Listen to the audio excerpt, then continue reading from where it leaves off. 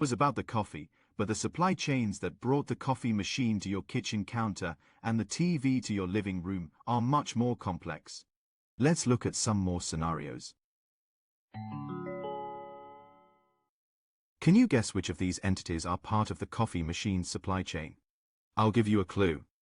One of the many components of a coffee machine is a PCB, a printed circuit board with copper wire on it.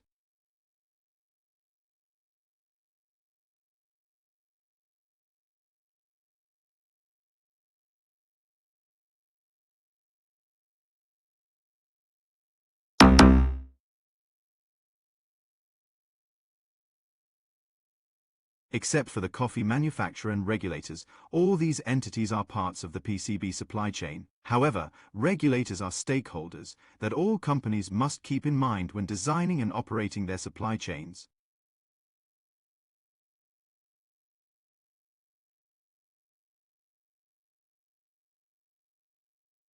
One of the many components of the coffee machine was the printed circuit board, the PCB.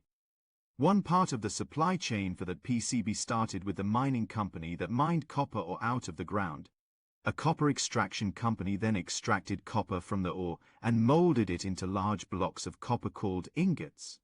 These ingots were then transported to a copper wire factory, where they were formed into copper wire, using a process called extrusion. The copper wire was then transported to the PCB manufacturing company, where it joined many other parts, called subcomponents. Those were embedded onto PCBs in a manufacturing process.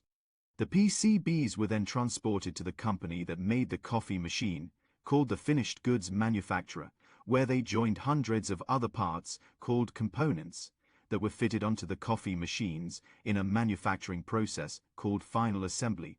These coffee machines were then transported to warehouses around the world, from where they were shipped to individual retailers by companies called distributors, to be sold to end customers, such as yourself.